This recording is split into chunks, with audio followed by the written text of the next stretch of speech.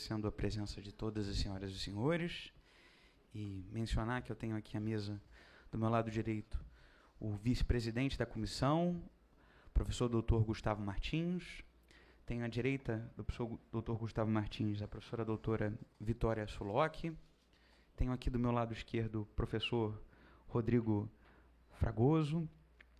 E sempre gosto de pontuar essa questão do doutor, que existe um decreto antigo, lá do século XIX, que atribuía a todo bacharel de direito essa alcunha de doutor.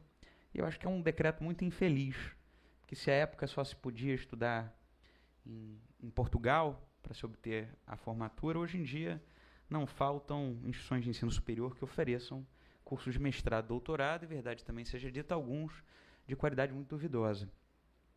Mas não é o que se encontra aqui na mesa. Temos 3 intelectuais aqui ao meu lado, com genuinamente doutor, não é doutor de folder, e sim doutor de conquista acadêmica. Se as senhoras e os senhores tiverem a curiosidade de consultar a plataforma Lattes, que é uma espécie de LinkedIn estatal vinculado à União, lá se encontram cadastrados centenas de milhares de currículos, e há tantos falsos positivos, no sentido de gente que se afirma doutor de lugares, digamos, como instituições onde você chega na sexta-feira, toma um vinho, come um tapa de quadrilha e volta domingo com o título de doutor, e que são títulos que são insuscetíveis de revalidação, como também tem muitas pessoas mortas que continuam ativas, sob o ponto de vista, na plataforma Lattes. Então, brincadeiras à parte, meu falecido pai, professor Dr. Denis Borges Barbosa, que tinha doutorado de verdade, ele continua lá porque não tem um link lá para aparecer que as pessoas morreram. Então, segundo as estatísticas Lattes, que, repito, tem essas pessoas com doutorado de final de semana e doutores mortos, temos cerca de 200 mil doutores no Brasil, o que dá menos de 0,1% da população. E não acho que o doutorado faça quem tenha doutorado melhor do que quem não tem doutorado. Mas, em geral, quem tem a paciência para chegar lá, nessa faixa preta da vida acadêmica, é possível que essa pessoa tenha melhorado aquilo que ela era antes de obter essas conquistas. E por isso, sempre que possível, enquanto eu for presidente aqui da comissão, além de ouvirmos outros saberes e outras ciências, quando ouvirmos profissionais do direito que têm o hábito de lecionar, eu tento prestigiar as pessoas que têm formação acadêmica, digamos, com mais paciência e mais longevidade. Repito, isso não é algo que nos garantirá a qualidade do discurso, mas garantirá método sob o ponto de vista discursivo. E método é importante. Estamos num momento da história em que a preguiça pode vencer a disciplina, e eu temo a ser um adepto da disciplina, da repetição, tal como o senhor Miyagi, que ensinava que para executar um bom movimento no karatê era necessário disciplina e repetição. Bom, por que essa mesa de hoje? Por que tocar em um tema tão interdisciplinar quanto o direito das liberdades, o direito penal e a propriedade intelectual? É mais comum vermos seminários dedicados à interdisciplinariedade dos direitos autorais, dos direitos imateriais, dos direitos conexos, com o direito comercial. Então, uma vez que houve a licença dos direitos autorais, há negócios jurídicos entre o titular e os novos titulares, ou os titulares derivados. Não é incomum que o direito de autor seja investigado sob o ponto de vista do direito civil, então os valores da personalidade, tudo aquilo que gravitaciona ao redor da pessoa humana. O direito administrativo e a propriedade intelectual, muito estudado para quem lida com o INPI, lida com a Ancine, lida com o NIC.br, com a Sociedade de Proteção de Cultivares. Mas o direito penal da propriedade intelectual tem enorme importância. Talvez não tanto pelo legislador, que, ressalvado o tipo penal do artigo 184, parágrafo 1º, trata a propriedade intelectual como matéria de GCRIM, e eu não digo isso com nenhum demérito ao Juizado Especial Criminal, mas sim como uma ótica de que o bem jurídico tutelado seria algo de menor importância. E, portanto, a intensidade ou extensão desses ilícitos, mesmo aqueles cometidos por organizações criminosas, poderia parecer algo de sua menor importância. Nos dias de hoje vimos uma crise em saúde pública que tem um pouquinho menos a ver com o direito autoral, mas tem a ver com entretenimento e com direitos imateriais, que são todas essas vítimas de bebidas falsificadas e tudo aquilo que diz respeito à falta de cuidado não só de uma coerção privada entre aqueles que seguem o direito, mas as próprias autoridades que tratam isso com alguma importância menos destacada. É sabido que o direito tributário e o direito financeiro têm uma preocupação muito grande com o contrabando e com o descaminho, mas afora o direito tributário, o poder público, me parece, um tanto quanto inerte, e agora, respondendo à crise do momento e não momento de crise, tenta tirar o atraso com projetos de lei, nem sempre pautados pela melhor técnica. Nesse contexto, o direito de autor vive outras crises. Compartilhamento de senhas, plágio, ghostwriting profissional. Todas as vezes que sou convidado para participar em bancas de instituições de ensino superior de boa qualidade, por vezes rodo os corredores e vejo anúncios nos murais do tipo: escreva sua monografia, escreva sua dissertação de mestrado, escreva sua tese de doutorado, e embaixo o preço R$200, R$300. E certamente aquele preço é condigno com o trabalho exercido. Neste contexto, temos hoje aqui, do meu lado esquerdo, o nosso conferencista, o professor Dr. Rodrigo Falck Fragoso, que tem uma série de características interessantes do seu currículo. Ele é um homem que foi influenciado por intelectuais de ponta como João Mechieri, como Alamiro Veludo. Ele lançou recentemente o livro que foi o produto de sua tese de doutorado, sobre gestão temerária, a noção de crimes formais, ou seja, aqueles crimes que não versam sobre a tutela apenas de um resultado danoso, mas de uma conduta de risco. Um intelectual que tem passagens em cursos de extensão como Harvard, no curso de escritório, de liderança de escritórios de advocacia, sua experiência internacional. Passou pela USP no seu doutorado, tal como o professor Gustavo passou pela USP no seu estágio pós-doutoral. Mas o que eu reputo talvez mais interessante tem a ver com um tipo de fidalguia, que não é o tipo de fidalguia que temos visto ser corretamente criticada pela mídia e pelos próprios escritórios de advocacia. Não sei se as senhoras e os senhores já ouviram um fenômeno dos filhos de ministros e outras autoridades importantes que agora viraram especialistas em todas as áreas dos saberes, muitas vezes em timbres curiosos. Talvez porque eu não conheça tamanha interdisciplinariedade, eu acredito no sujeito que vende queijo e ele é só especialista em fromagerie, no sujeito que vende salame e ele é só especialista em salumerie, no sujeito da panificação que só vende pão, mas hoje temos certos especialistas em todas as áreas dos saberes, aquilo que não me parece a melhor espécie de advocacia. E o professor Rodrigo Fragoso não se propõe a isso. Ele é da terceira geração de um tipo de fidalguia elegante que pratica o que há de melhor da docência e da advocacia no país.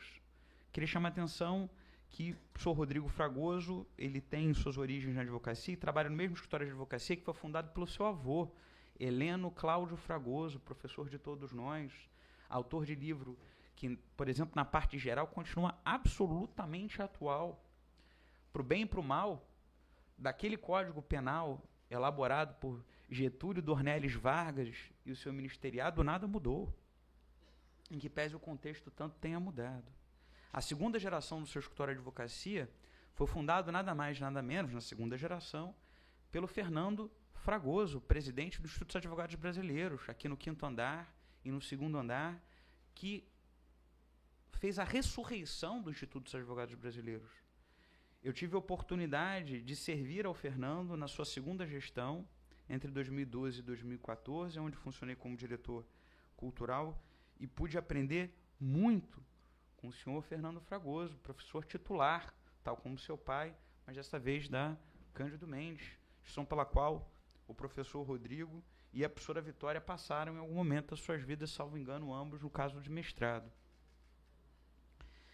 E nesta terceira geração, representada por si e pelo seu irmão Cristiano Falck Fragoso, esse professor doutor da Universidade do Estado do Rio de Janeiro, onde eu também tive a oportunidade de estudar numa época do meu mestrado, ele capitania aquilo que há de melhor nessa interface da propriedade intelectual, onde ele leciona na PUC do Rio de Janeiro, no programa de especialização em propriedade intelectual da PUC do Rio de Janeiro, na advocacia combativa, seja como representante dos assistentes de acusação, seja como advogado de defesa, mas sempre praticando aquilo que está cada vez menos comum na propriedade intelectual, que é uma advocacia sem truculência.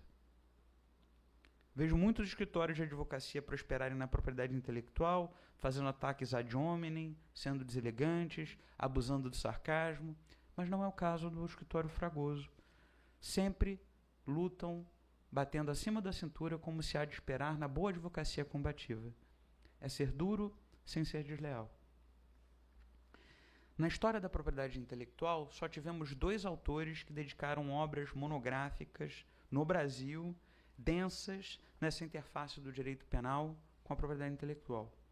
A melhor delas, na década de 1970, o senhor Celso Delmanto, que também é de uma outra dinastia de autores de direito penal, os Delmanto. Em 1974, salvo engano, ele escreveu um livro sobre crimes de concorrência desleal. É um livro que eu recomendo a todo mundo que esteja aqui presente ou nos ouvindo no YouTube.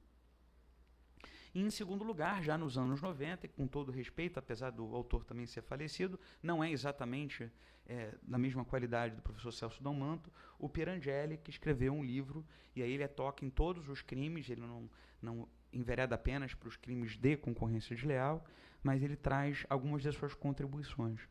O professor Rodrigo tem lecionado no assunto, ele ainda não nos brindou com um livro específico sobre crimes em propriedade intelectual, mas a vida é longa, ele é jovem, e quem sabe ele vai fazer o livro definitivo sobre esse assunto em breve. Então, sem mais delongas, queria convidar o professor Rodrigo para nos brindar com uma palestra de cerca de 40 minutos, seguidos dos quais ouviremos a professora doutora Vitória Sulocchi por cerca de 15 minutos. O professor Gustavo inicia os debates em continuidade, depois a gente abre para que todas e todos possam participar num evento que não é um solilóquio, portanto, vocês não estão aqui para bater palma para o professor Rodrigo, mas sim para dialogar com ele, fazer perguntas difíceis. E Vitória e o professor Rodrigo, como estão lecionando há bastante tempo, eles estão acostumados a responder perguntas difíceis. Professor Rodrigo, muito obrigado por estar aqui conosco. Tens a palavra por 40 minutos.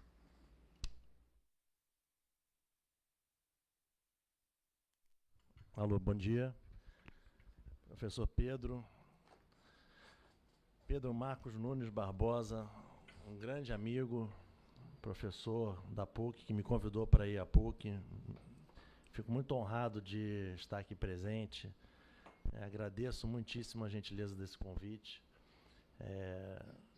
Você fez a árvore genealógica da minha família e expôs aí as nossas gerações. Eu realmente tenho muito orgulho dessa história, procuro seguir esse legado na medida das minhas possibilidades. Mas queria dizer aqui, em primeiro lugar, já vou cumprimentar os meus amigos, Gustavo e a professora Vitória, que esse evento, para mim, tem uma importância especial, porque amanhã faz 3 anos que meu pai faleceu.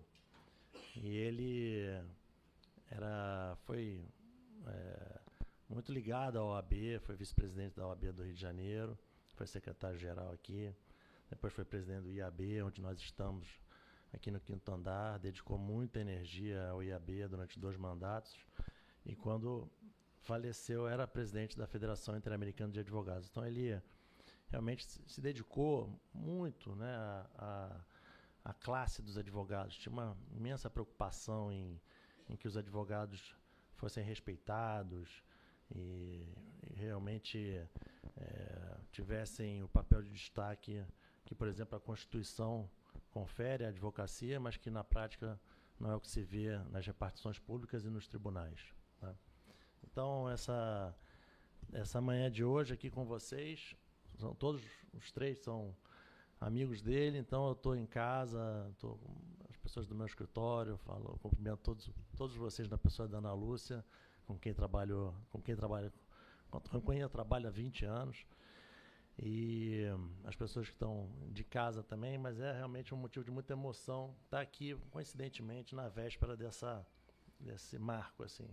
Professor Gustavo Martins de Almeida, também um grande amigo, muito obrigado por me receber aqui na comissão.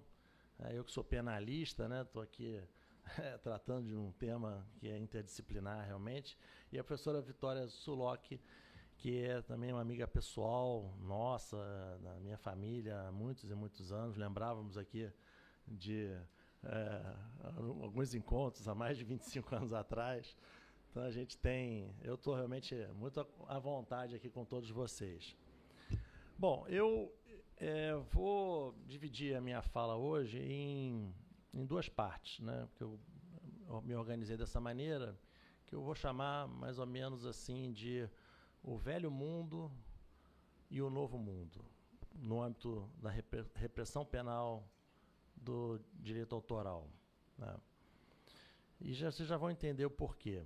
Em primeiro lugar, eu concordo plenamente com o Pedro Barbosa, no sentido de que nós vivemos uma situação em que a propriedade imaterial ainda não tem a valoração social, ou não encontrou ainda o devido reconhecimento social, embora qualquer pessoa hoje já seja capaz de perceber que as empresas mais valiosas do mundo são empresas que trabalham com dados, com informações. A propriedade intelectual é o maior ativo dessas empresas. Basta pegar as empresas da Forbes, seguramente mais da metade delas tem como principal ativo os dados. Todas essas empresas de tecnologia trabalham a partir disso. Todo o movimento de proteção de dados pessoais surgiu a partir da mercantilização dos nossos dados. Fomos todos, de uma certa forma, capturados por esse novo mundo tecnológico, porque ofereceram a nós, através dos aplicativos, facilidades e comodidades, e até coisas interessantes do ponto de vista social, o Facebook, antes aquele outro que eu esqueci o nome, Orkut, agora o Instagram e outros mais, e não imaginávamos que aquilo ali, na verdade, era uma grande usina de processamento de dados. E a partir dessa consciência é que os ordenamentos jurídicos internacionais passaram a disciplinar o aspecto, né, econômico do dado, né? Então, a informação, o dado é um novo petróleo, né? Ninguém pode ter dúvida sobre isso. E a informação falsa, a disseminação de informação falsa, produz efeitos, produz consequências negativas em diversas esferas, né? Basta ver, no âmbito político, né, as fake news determinaram o resultado de várias eleições, não só no Brasil, como no mundo afora. As notícias falsas a respeito de empresas, bancos, por exemplo, elas podem gerar corridas bancárias, né? Notícias falsas sobre escritos atribuídos a esse ou aquele autor, né, que, obviamente, abalam a reputação desse autor, né? Deepfake. Hoje existem tecnologias que permitem simular situações, frases, falas, sem que seja possível perceber que, na verdade, aquilo ali não foi dito por aquela pessoa. É um novo mundo, né? Pedro tocou num ponto muito interessante, talvez a gravidade do direito, das infrações ao direito da propriedade intelectual nunca tenha sido tão óbvia como agora, esse caso que nós estamos enfrentando do metanol, né, que é uma violação de direito autoral. Claro que afeta também um outro bem jurídico, que é a saúde pública, que acaba gerando uma consequência sanitária, né, à vida das pessoas. Então, um outro aspecto importante. E também eu vou incluir a insegurança digital, porque a gente vai falar um pouco aqui. Muitos dos serviços que são oferecidos aí nas redes sociais, por exemplo, IPTV, TV por assinatura, violando os direitos autorais de produtores de conteúdos, de filmes, de streaming, séries, etc., esses esses fraudadores, eles inoculam malwares dentro do computador do usuário, e através desses malwares eles conseguem fazer a captura de dados que depois são utilizados em fraudes. Então, eu acho que o cenário da propriedade, da repressão penal à violação autoral, ele tende a mudar, a meu ver. Isso deve em algum momento acontecer. Em 2003, houve uma mudança legislativa importante que transformou o crime do artigo 184 num crime de ação penal pública, sempre que haja intuito de lucro, né, que são as hipóteses mais comuns, né, e mais gravosas do ponto de vista social. E isso é uma mudança muito importante, porque a partir desse momento a titularidade da ação penal passa a ser do Ministério Público. As medidas preparatórias de busca e apreensão, de perícia, são todas realizadas pela polícia, né? Obviamente com ordem judicial, mas sem os requisitos que eram muito difíceis, muito rigorosos, e que até 2003 impunham que o próprio autor que teve o seu direito violado fosse ao judiciário para buscar a tutela do seu direito. E aí, todos nós que militamos na área criminal sabemos o quão difícil é de levar a termo uma queixa-crime, uma ação penal privada. Por quê? Porque a queixa-crime ela tem uma série de exigências que o Ministério Público, por exemplo, não tem na denúncia, né? Então, para começar, a procuração tem que ter poderes específicos. Depois, a ação penal tem que ser ajuizada dentro do prazo decadencial. Depois, se você ajuizar a ação e deixar de incluir algum autor, você perde a ação porque aquilo é entendido como uma renúncia tácita em relação àquele que não foi incluído na queixa, e essa renúncia tácita se estende aos demais. Possibilidades de acordos penais, desde transação penal, passando por suspensão condicional do processo, que também se aplica à ação penal pública, mas são dificuldades, digamos assim, procedimentais, e a partir de 1995, quando foram instituídos os juizados especiais, o que se viu foi um empobrecimento da jurisprudência criminal. Se nós pegarmos dos últimos 30 anos, acórdãos sobre o tipo do artigo 184, vocês vão provavelmente se frustrar, porque o tema vai girar sobre esses problemas procedimentais. Bom, o sujeito que errou na procuração e tentou corrigir fora do prazo, o outro que deixou de incluir, o outro que não juntou uma peça. Todas as discussões de fundo, as discussões de conteúdo, sobre o que consiste o direito autoral, né, o que ele protege, né, as dimensões da tutela moral, tutela patrimonial, isso tudo se perdeu. Por quê?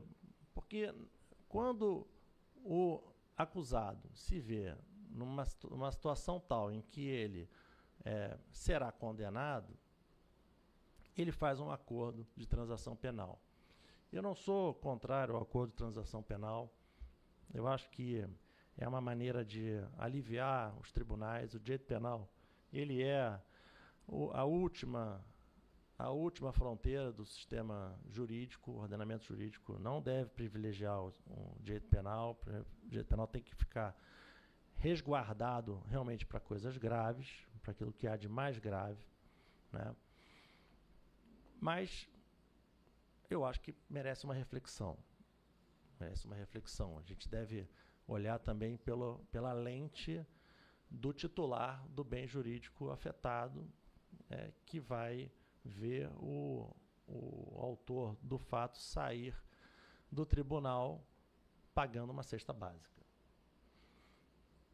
E quando você, então, coloca numa balança, bom, você tem de um lado uma coisa valiosíssima, que são né? A propriedade intelectual de hoje, 2025, não é mais aquela de 1940, quando o Código Penal foi editado, né? E, de outro lado, as soluções negociais penais, talvez haja aqui algo a se modificar, né?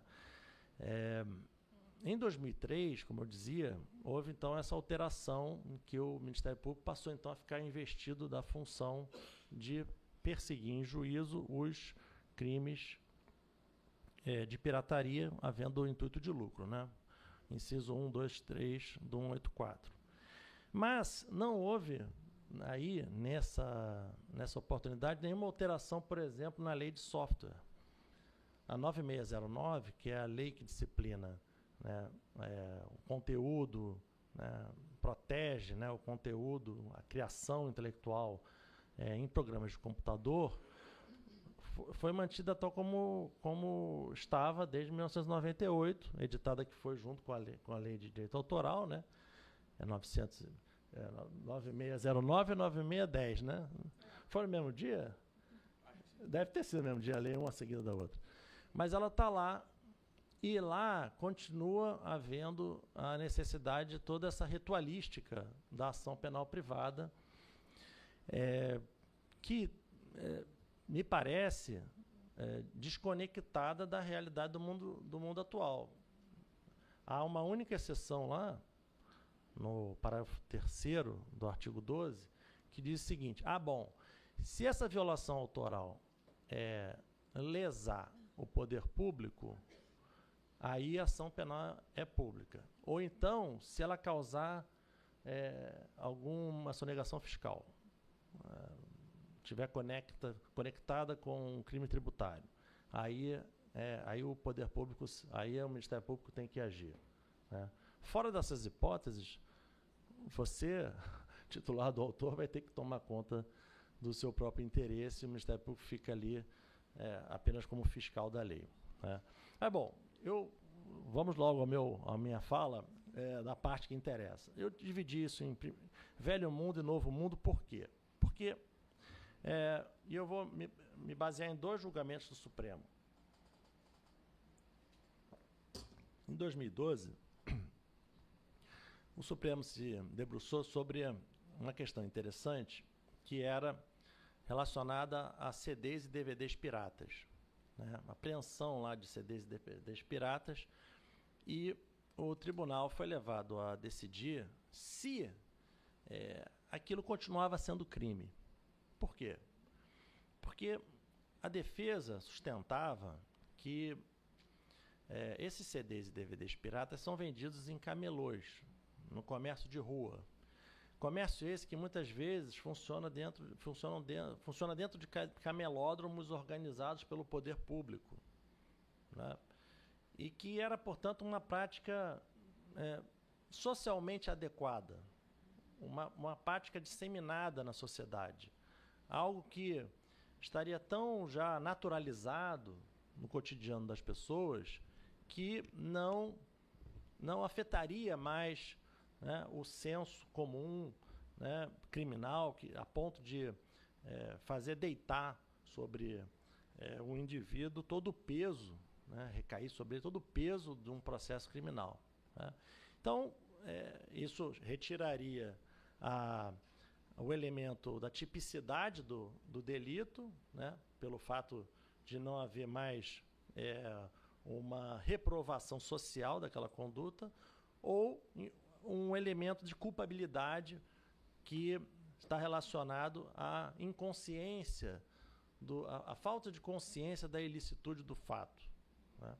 Então, o Supremo se debruçou sobre isso, mas acabou editando a súmula, julgou no sentido de que essas práticas continuam sendo ilícitas, continuam configurando crime.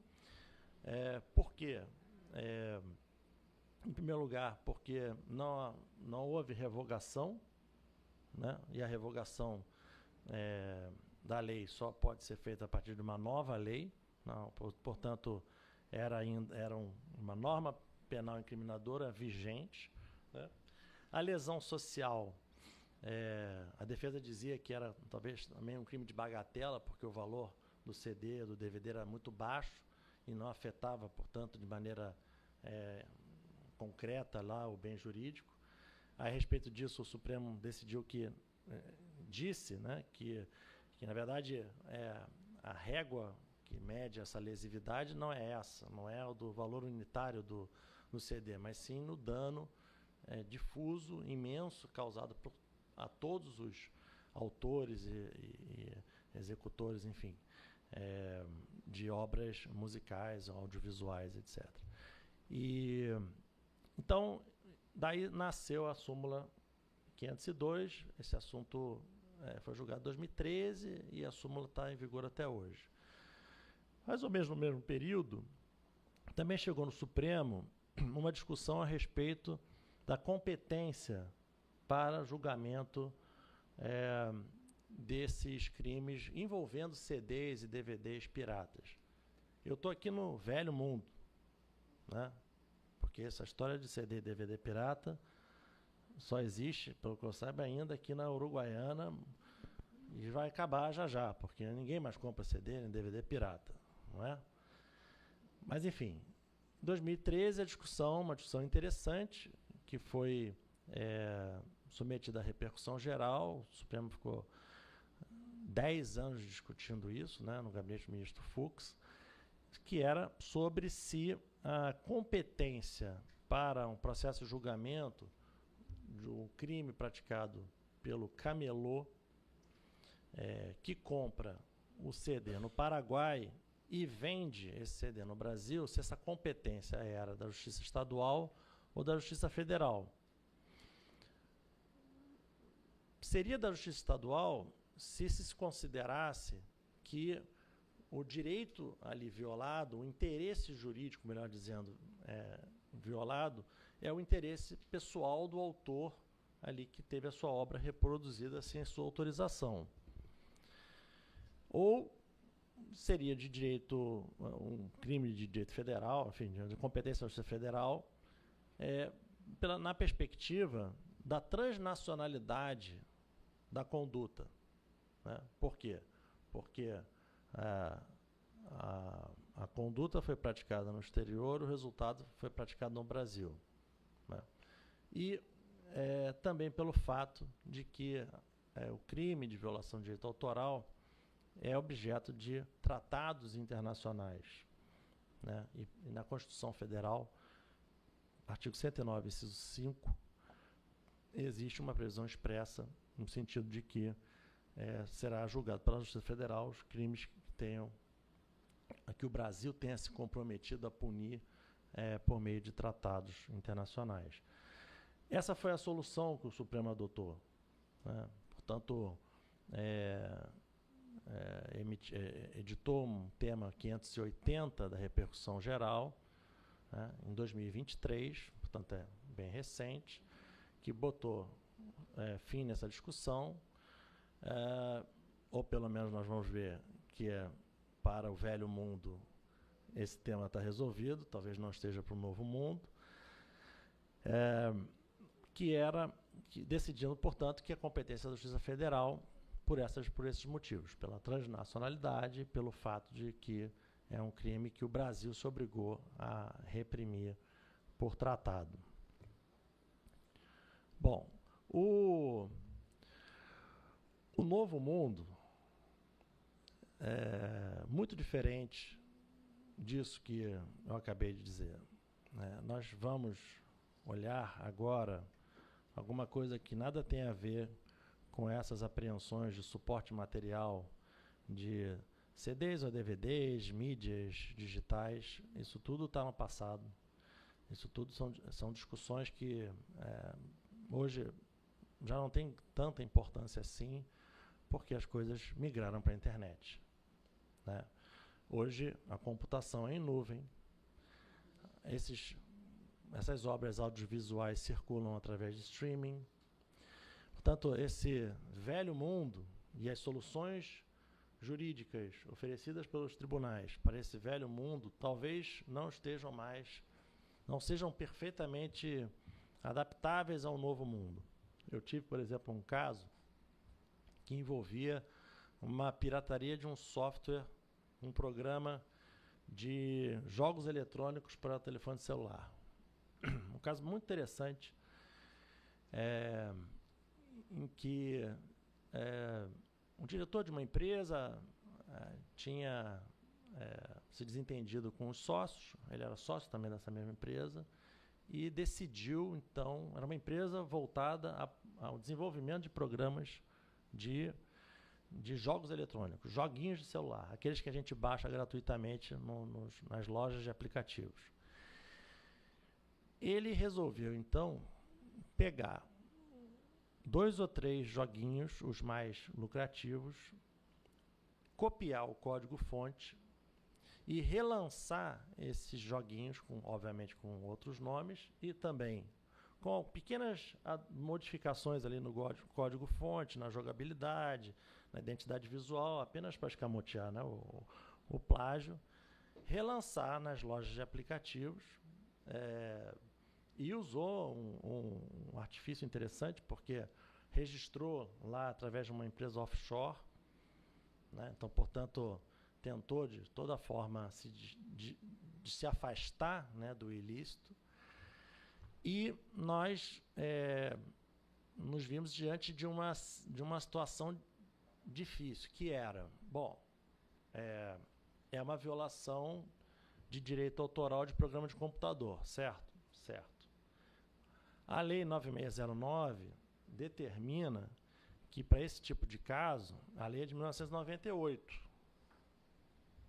Computador, programa, em 1998, ficava onde?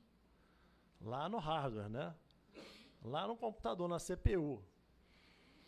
Então, você tem que fazer a busca e apreensão. Sem a busca e apreensão, não tem materialidade do crime.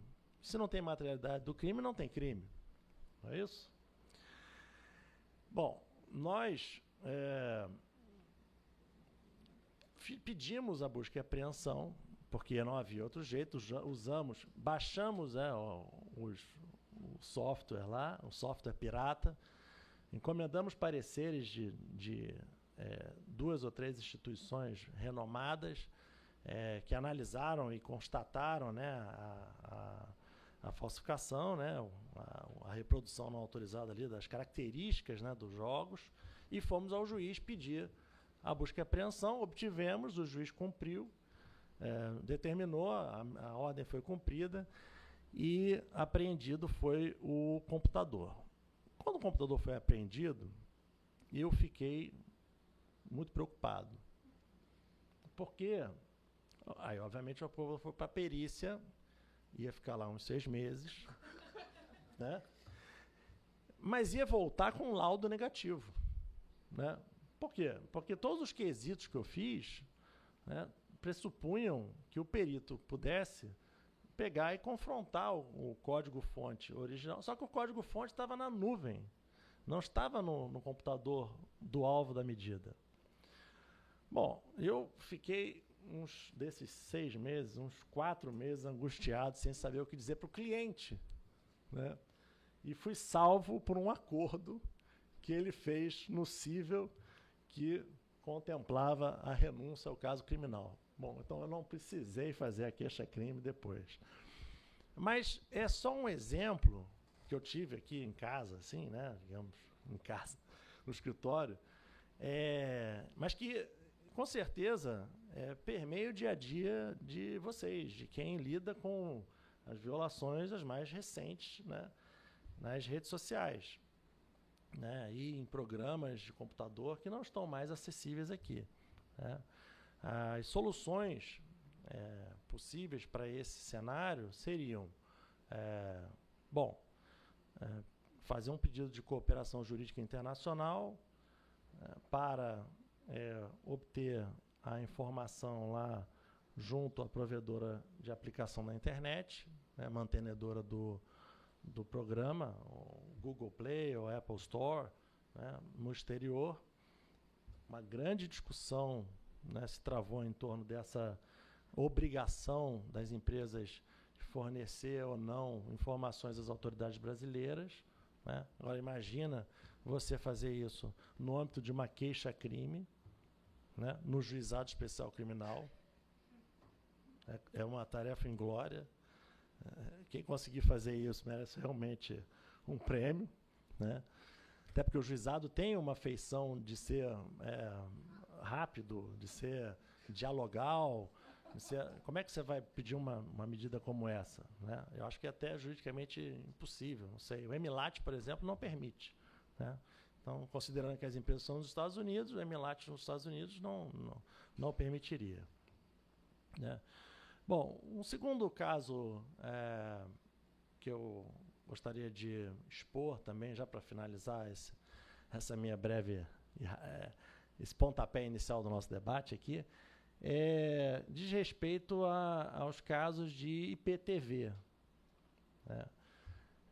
Em 2019, o Ministério da Justiça, através da Secretaria Nacional de Justiça, organizou uma grande operação chamada Operação 404, vocês devem ter ouvido falar, já está na 7ª fase essa operação, para reprimir a pirataria de canais de TV por assinatura, né? Essa operação contou com o apoio do consulado norte-americano, do consulado britânico.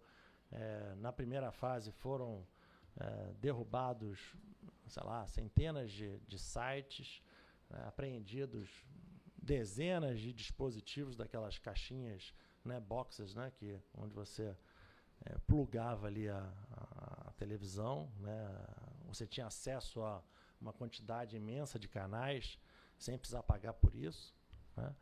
E esse caso está começando a chegar aos tribunais, né? Então, nós tivemos lá em São Paulo um caso que foi julgado recentemente no Tribunal de São Paulo, agora em abril de 2025, que era um dos acusados, um dos alvos dessa Operação 404. Ele, em 2019, é o caso do Comando Torrent. Ele era o titular de um site que oferecia, mediante não um pagamento de uma mensalidade, mas oferecia uma gama de vídeos e séries e filmes, enfim, todos catalogados por gosto lá, modalidades, todas, obviamente, cópias piratas.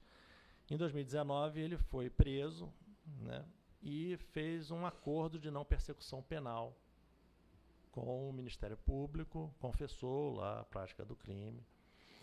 E, bom, o primeiro processo acabou. Depois, em 2021, apareceu um segundo site com o mesmo nome. Só que o de 2019 era comandotorrent.com. Esse foi o que ele admitiu que pertencia a ele. Em 2021, era comandotorrent.org. E ele, então, ele negou que ele fosse o responsável, né? E a entidade de defesa de direitos autorais ali da indústria de cinema, né, uma entidade, uma representação brasileira de uma associação internacional, funcionou nesse processo como assistente de acusação, fez um belo trabalho mostrando que, e aí acho que esse é talvez um outro desafio do novo mundo, que é o desafio probatório. Como provar que esse sujeito, porque até aqui nós temos apenas a identidade de nome do site, é o mesmo site reaberto 2 anos depois, só que .org, né? Como provar que ele era também o autor que ele reincidiu, né, no crime. Então, a assistente de acusação fez um trabalho mostrando que o Google tem uma ferramenta chamada Google Analytics. Essa Google Analytics, ela propicia que o titular do site tenha informações sobre a navegação do site, né? quantas pessoas entraram, a partir de quais foram os IPs que acessaram o seu site, a partir de que navegadores, qual a localização, geolocalização aproximada, né? E tem ali, portanto, uma informação importante que a que e-mail o site está vinculado, né? Bom, nesse caso que foi julgado agora, em abril, pelo TJ de São Paulo, o sujeito foi absolvido em primeira instância e mantida a absolvição em segunda instância, e toda a discussão probatória girou em torno da questão da confiabilidade da informação do Google Analytics. Porque, embora o trabalho tenha sido realmente muito bem feito, mostrando que havia, sim, indícios de que a conta de e-mail associada ao novo site, o comando torrent.org, teria sido a mesma conta de e-mail aberta e que estava associada àquele antigo, de 2019, aquele .com, que ele confessou ser o dono, essa informação não foi considerada confiável. Então, isso pesou, ou pelo menos, nesse caso, foi determinante para a absolvição, assim como foi determinante também a recusa do Google em prestar informações sobre a monetização daquele site. Porque o Google também tem uma outra ferramenta chamada Google Ads, que é por onde se controla ali todo o fluxo financeiro a partir, obviamente, dos anúncios que são lançados no site. Então, como o Google não forneceu informação, que seria aí sim, talvez, determinante, né, para cravar que ele era quem oferia o proveito econômico dessa monetização, ele foi absolvido. Eu acho que é isso aí mesmo. O processo é uma dialética e eu estou trazendo esse exemplo aqui só para mostrar a distância que nós já estamos, né, da discussão que sedimentou lá as principais questões lá no Supremo Tribunal Federal.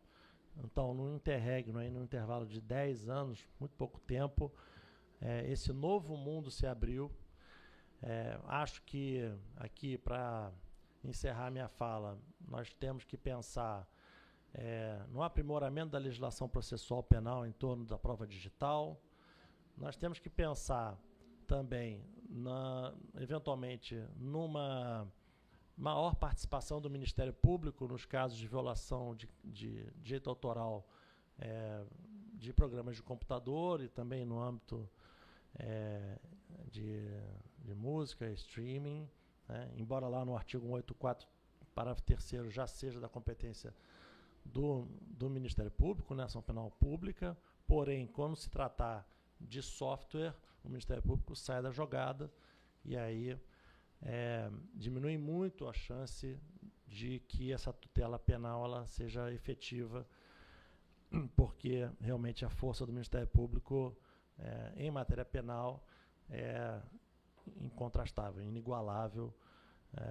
Nenhum escritório de advocacia é capaz de ter em mãos as ferramentas que hoje tem, por exemplo, as divisões de crimes organizados, como o GAECO de São Paulo, que é super bem aparelhado, e efetivamente o interesse, né, na combatividade e prioridade, né, na discussão nesse tipo de caso. Bom, eram essas as considerações que eu tinha a fazer. Mais uma vez eu agradeço muito a presença de vocês e estou aqui aberto para os debates. Bom dia.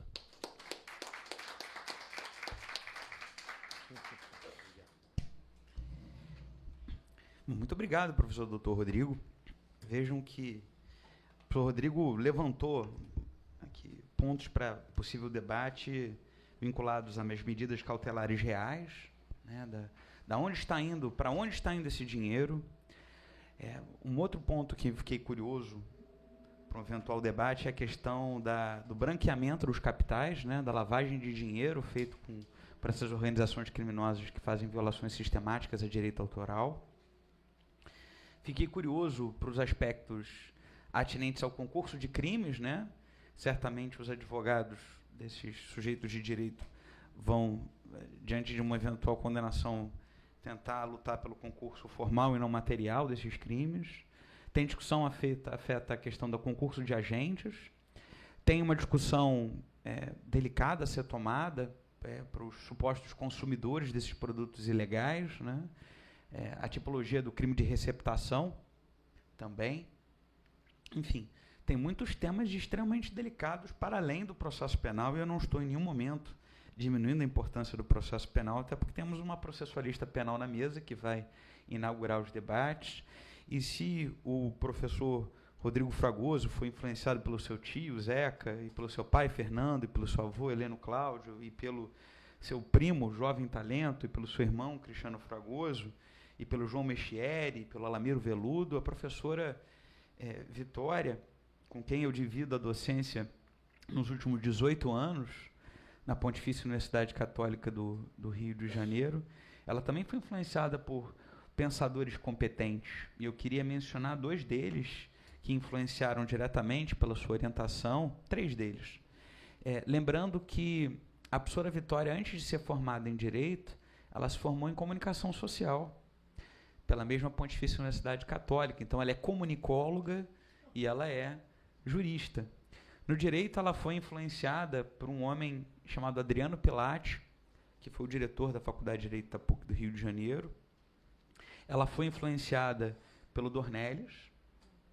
Ela foi influenciada pelo Geraldo Prado. E para a galera mais jovem que me vê pelo YouTube, assista um documentário chamado Justiça, um documentário muito importante, em que um dos protagonistas é esse professor da Faculdade Nacional de Direito, o senhor Geraldo Prado, que esteve na banca e orientou Vitória, salvo engano, à época do seu mestrado na Cândido Mendes. Então, influenciada por pessoas da comunicação social, do direito constitucional, os criminalistas raiz, a professora Vitória Solocki e eu dividimos, inclusive, uma matéria na graduação que era interdisciplinar, chamada Propriedades. A professora Vitória lecionava a tutela penal da propriedade, eu lecionava a propriedade intelectual, havia uma juíza de direito que lecionava a vertente civil, e o professor Werneck lecionava a tutela administrativa das propriedades. E claro que a matéria não deu certo, porque éramos 4 perfis completamente diferentes. Para os estudantes era mais ou menos como ter Pinochet e Piaget em sala de aula contemporaneamente. E por mais que vocês gostem de forró e de música clássica e talvez de foxtrot para dançar, se executado ao mesmo tempo, é possível que isso gere poluição sonora. A ideia era boa, a execução não deu certo, mas ficou a amizade. E eu e Vitória, portanto, continuamos trabalhando juntos e dividindo café, licitação menor preço na sala dos professores da PUC do Rio de Janeiro. Então, essa mulher inteligente que vocês vão ter oportunidade, poderosa, que vão ter oportunidade de ouvir, vai tocar os primeiros 15 minutos de debate. Depois o nosso vice-presidente Gustavo segue no debate e passaremos a palavra a vossas senhorias. Professora doutora Vitória Amália, eu não vou pronunciar o seu nome polonês, em que pese advir de uma origem polonesa, porque eu vou fazer alguma atrocidade. Mas, por gentileza, declame o seu nome completo. Você não vai fazer atrocidade, você também tem origem polonesa. Então, primeiro eu queria agradecer. Eu vou declamar, calma. Eu vou agradecer muito o convite.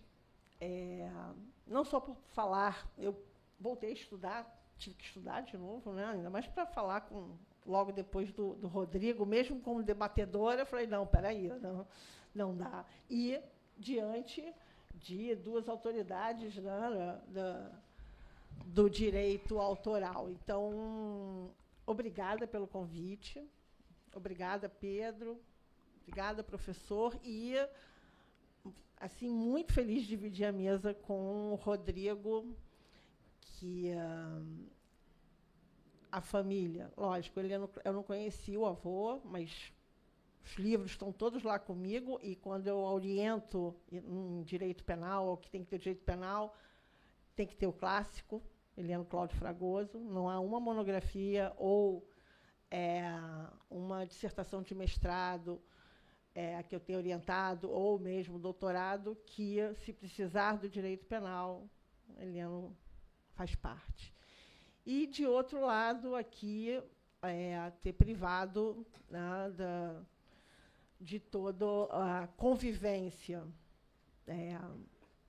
pessoal, né, minha, do Fernando, né, pessoal e também profissional, quando nós estivemos juntos, em alguns casos, e no qual eu aprendi muito e no qual realmente havia, né, aquela coisa de gostar do direito penal. Eu sou mais processo, eu estou sempre nos detalhes processuais, mas, assim, muito feliz de estar aqui nessa mesa com você, Rodrigo. Cristiano eu vejo muito mais, porque Cristiano a gente faz trocas entre PUC e UERJ.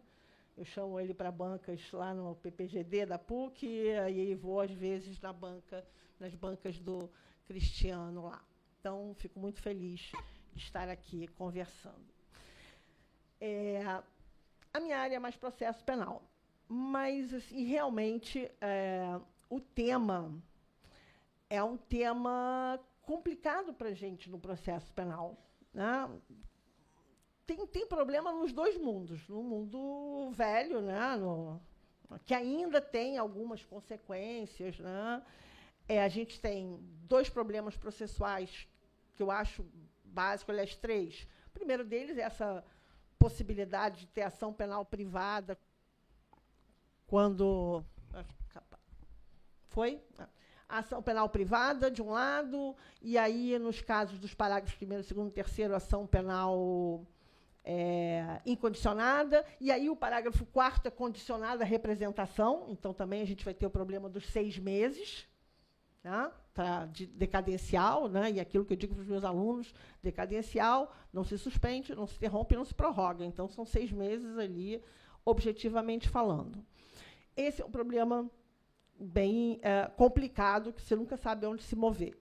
E, como o Rodrigo falou muito bem, a questão da ação penal privada, que a tendência, acho eu, pelo menos do que a gente viu nesse novo Código de Processo Penal, né, que não sai nunca, mas que talvez um dia saia, e aí, sob a presidência do Fernando, ainda era presidência na comissão, o IAB fez um projeto inteiro de Código de Processo Penal, que hoje estaria até desatualizado por conta das questões digitais, streaming, etc., mas havia essa preocupação de a gente não ter mais ações penais privadas. Ou seja, que as ações penais privadas, pelo menos, fossem transformadas em ações penais condicionadas à representação, né? O poder penal na mão de um privado é um problema, e, às vezes, para a própria vítima, que tenha que entrar com ação penal privada, também é um problema. Então, a representação é muito mais tranquila, porque você pode fazer a notícia-crime já representando, e, com isso, você cumpriu os 6 meses, e a gente vai ter as autoridades públicas, né, caso investigando, etc. Então, na questão penal, a gente realmente tem esse problema, e, quando a gente vai para 9.609, fica um pouquinho mais trágico, porque não há nem essa possibilidade da gente ter essa mudança, né, nessa ação penal privada. E aí a gente vai para outra questão que eu acho que na ação penal e na questão processual penal é muito complicada. No velho mundo e no novo mundo. No velho mundo, ela é muito complicada porque, quando você pede a medida cautelar de busca e apreensão com base, por exemplo, falando ainda do velho mundo, né? Hoje a gente tem uma questão bem importante, que eu acho que tem que ter mesmo, que é a cadeia de custódia de prova. E aí a gente começa a pensar que, na ação penal privada, mesmo que seja antes da queixa, que você tem o início probatório, essa cadeia de custódia tem que ser respeitada. Sob pena do quê? Sob pena de você não ter mais, como se exige na cadeia de custódia de prova, que traria a confiabilidade da prova, é o que a gente chama do princípio da mesmidade. Geraldo Prado, no parecer irretocável que marca a discussão da cadeia de custódia da prova no Brasil, que não existiam ainda as regras, no parecer de uma das operações, se eu não me engano, de negócio da China, e que o parecer sobre cadeia de custódia é admitido pelo STJ, e, a partir daí, a gente começa a ter uma discussão maior, e ele tem um livro específico sobre isso. Isso se agudiza no mundo novo, né, por assim dizer, porque essa cadeia de custódia de prova ela é sobre uma prova digital, o que é muito mais complicado, e que a mudança da lei anticrime em 2019 não se manifestou. A gente tem o 158A, B, C, D, E, F, G, sei lá, quase o alfabeto inteiro sobre cadeia de custódia, mas sobre cadeia de custódia de provas materiais e não de provas digitais. Como é que a gente faz uma cadeia de custódia de provas digitais? Mesmo, né, sendo admitido, por exemplo, caso concreto que você narrou, que o Google diga que pode ser isso, aquilo, etc., como trazer uma confiabilidade? Como é que você mesmo, como é que você baixou o aplicativozinho? Pode modificar? Será que quando você baixa, qual a extensão que você usa? Você é o particular interessado. Será que o que você está apresentando para pedir uma busca e apreensão num dispositivo material, que é computador, que não ia ter nada, como você preserva essa prova? Porque a cadeia de custódia, ela está lá desde a apreensão daquela prova, né? Identificou a prova, você já tem que saber quem identificou. A partir daí, tudo tem que ser, né, marcado para que você possa fazer uma auditoria. Você tem que voltar para trás e dizer, olha, não houve essa quebra em momento algum. Então, nas questões de direito autoral ou de propriedade material, é extremamente complicado. E mesmo com algumas mudanças, né, que a gente teve no Código de Processo, que 2019, para o direito penal, foi uma tragédia, mas para o processo penal, a gente teve boas mudanças, né, inclusive o 3º-A, que finalmente, processo penal tem estrutura acusatória. O STF deu uma desmontada nisso, mas pelo menos a gente teve isso. Mas mesmo essa reforma que veio em 2019 não fala de prova digital. Aliás, o nosso Código de Processo Penal, tirando essa reforminha da cadeia de custódia de prova, continua igualzinho a 1941. O que é aquele reconhecimento de documentos?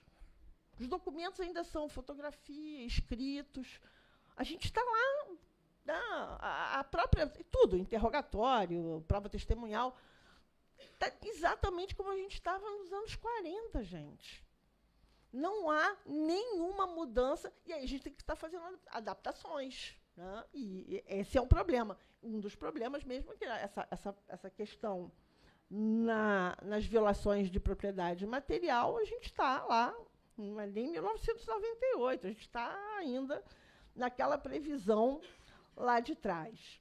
Então, realmente, no processo penal, para além das questões de direito penal material, no processo penal a gente tem estado numa situação extremamente complicada, e aí acaba que a gente consegue, quem está do lado da defesa, né, a gente consegue absolvições que são por questões processuais, né, de prova, etc., e quem está do lado da assistente de acusação, ou do lado do próprio, quando é ação penal privada, do lado do própria vítima, vai ter um problema enorme nessa questão, para além de que ação penal a gente tem que entrar, a gente vai ter o problema probatório.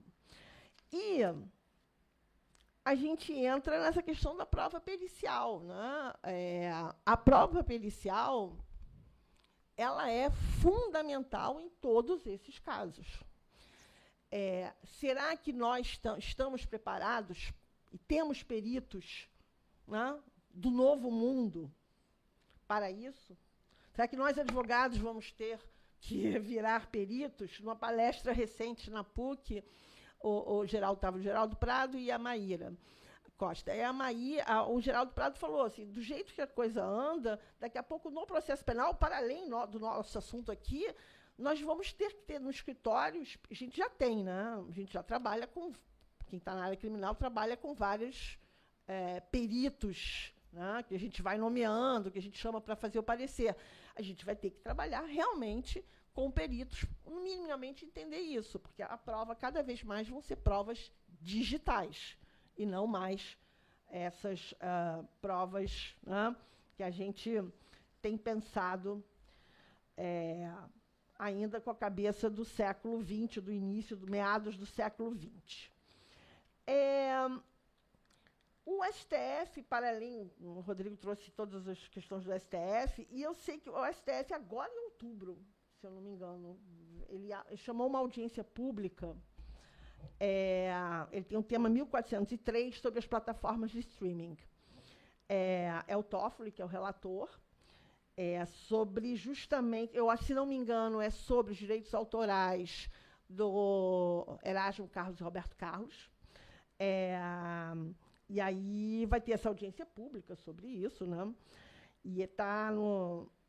O tema é 1403. Eu anotei misturado aqui, eu não sei qual é um agravo em recurso extraordinário, que vai discutir exatamente essa questão. E que vão estar, né, lógico, por mais que a gente ainda esteja numa questão, se a gente for pensar nessa discussão aqui civilista, etc., mas uma das questões discutidas é que a empresa que detém, ela vem colocando nas plataformas sem que os autores estejam efetivamente recebendo qualquer valor em cima disso. Então, a gente vai ter mais uma discussão sobre isso agora no STF. Então, essa questão também, você tocou nisso, nessa questão do STF, e várias outras questões vão começar a chegar. Para não acabar muito, falar demais, há uma outra questão que, essa aí vai pergunta mesmo. A gente tem a questão da autoria, né? De novo, tirando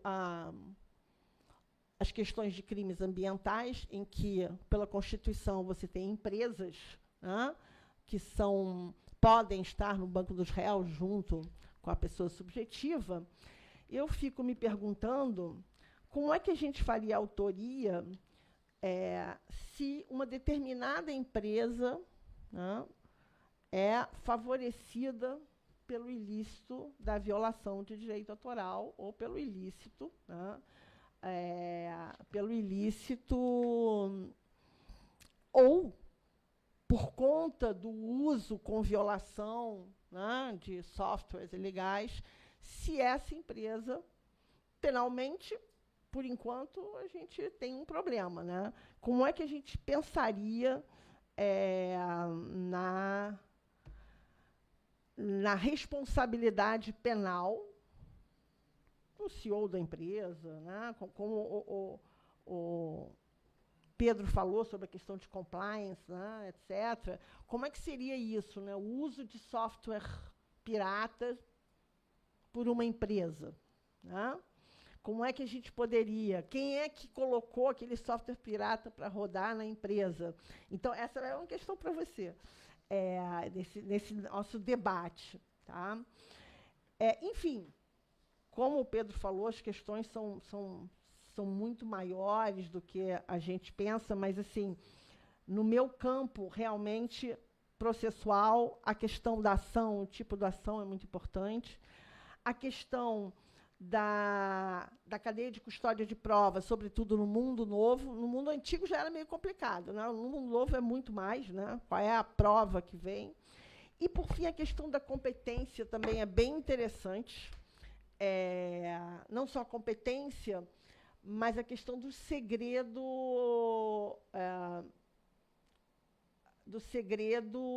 empresarial.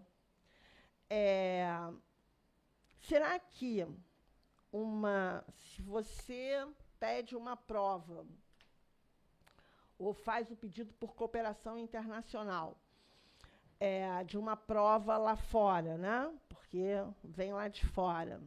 Será que, se essa prova tem que ser obtida numa empresa privada, ela pode arguir, por exemplo, em algoritmos? Digamos que você precisa de uma prova que a gente precise saber como o algoritmo da empresa funcionou. Está coberto pelo sigilo empresarial? A empresa pode simplesmente dizer, não, isso é sigilo empresarial, eu não posso abrir o algoritmo para informar vocês. Eu estou coberto pela questão. Nos Estados Unidos, a gente já tem alguns casos em que advogados de defesa pediram os algoritmos, né? E as empresas, são sobretudo os canadenses e americanos, mas muitas canadenses, disseram que não, isso é segredo empresarial, eu não tenho obrigação nenhuma. E a justiça norte-americana acatou. Falou, então tá. Né? Ou seja, a propriedade privada dessas informações tiveram um valor maior do que, eventualmente, a liberdade da pessoa. Então, eu acho que, justamente nesse nosso novo campo, no antigo também tinha isso, mas, sobretudo, no nosso novo campo, a gente vai se deparar, para encerrar, exatamente nessas ponderações de interesses. Liberdade de informação, direito à privacidade, direito autoral, acesso à cultura. Como é que você faz o acesso à cultura quando você tem um direito autoral que talvez custe muito caro para que os mais pobres possam ter acesso a essa cultura? Patentes, marcas versus acesso a desenvolvimento tecnológico. Enfim, essas questões, eu acho que elas estão colocadas, eu acho que a gente precisa, não tenho nenhuma resposta, eu acho que também, caso a caso, a gente vai decidindo, mas são questões cada vez mais prementes, cada vez mais sérias, né? Sobretudo como começou o Rodrigo falando sobre a questão das fake news, etc. Então, eu acho que esse admirável mundo novo não é tão admirável assim, e nós vamos ter que saber lidar com eles de forma com bom senso. O punitivismo não dá para recair só em cima dos camelôs e por aí vai, né? Meu lado criminológico aqui falando. Né? Mas nós temos que pensar com muita seriedade e, realmente, o nosso legislativo não tem se preocupado tanto em relação a isso, ele tem se preocupado em punir. Vai virar crime hediondo colocar o metanol na bebida. Gente, não, a tarefa tem que ser outra. E sobra para o judiciário, talvez, construir uma jurisprudência mais sensata e mais efetiva e menos simbólica nesses casos. Bom, essas eram as provocações que eu queria fazer, mas tocar mais... É difícil falar depois do Rodrigo, que cercou o fato. E é isso, eu agradeço por estar aqui de novo e poder fazer essas considerações e fazer esse debate com vocês na mesa e com vocês na plateia. Obrigada. Obrigado, professora doutora Vitória. Professor Gustavo, faça suas observações e perguntas, e aí depois eu passo diretamente à plateia, para que o Rodrigo consolide todas as perguntas e responda em bloco. Professor Gustavo. Bom dia a todos. 5 minutos. Um prazer estar com vocês aqui. Parabéns ao Pedro, que sempre traz ótimos temas aqui. Prazer estar com a Vitória. E uma última referência ao Rodrigo, que é a terceira geração de amizade. Eu também me emociono. Seu avô fez palestra na PUC, quando era do diretório da PUC. Ninguém era nascido aqui, em 78. Fizemos palestra lá, seu avô fez palestra lá. O memorial do caso Herzog, que ele fez com Bermudes. Zeca, queridíssimo. Fernando, queridíssimo. Então, uma honra ver você, que tem a responsabilidade e exterioriza bem o DNA da família. A inteligência emocional, todo o glamour. E, para quem não conhece, novas ideias, antigos ideais, né? É o lema, pode ser aplicado ao Rodrigo. Parabéns a vocês todos. Saber não ocupa espaço, ninguém rouba. Talvez no papel às vezes, mas internamente não, né? 3 pontos assim rápidos. Primeiro, aceleração no tempo histórico. O tempo muda muito rápido. Não vi uma expressão maravilhosa: a demora na incorporação psicológica de uma lei, na apreensão psicológica da lei. A lei tem que entrar, ela tem que amadurecer, né? Hoje em dia o bonsai tem que crescer em 10 minutos, meia hora, 1 hora. Não dá para ter bonsai, né? É bonsai instantâneo, né? Efervescente. Segundo ponto, a necessidade, o Pedro e Rodrigo, é de difundir talvez mais para os órgãos de proteção e difusão, Biblioteca Nacional, museus e tal, essa cultura do processo penal, da área penal, do diretoral, porque mudou. Nós temos da Ownership Society para a Handlership Society. É o sharing, é o compartimento. O diretoral é um bem móvel, por lei, né? Hoje em dia, as energias estão no diretoral. As energias são bens móveis pelo Código Civil. Então, é um bem móvel por excelência que toma conta da gente. Terceiro ponto, veja bem, chegou a fotografia, o pintor não precisa mais se preocupar em retratar a realidade. Aí entra o surrealismo, entra o impressionismo. Já tem a fotografia, já tem a imagem retratada fisicamente. Então, muda o perfil da sociedade inteira.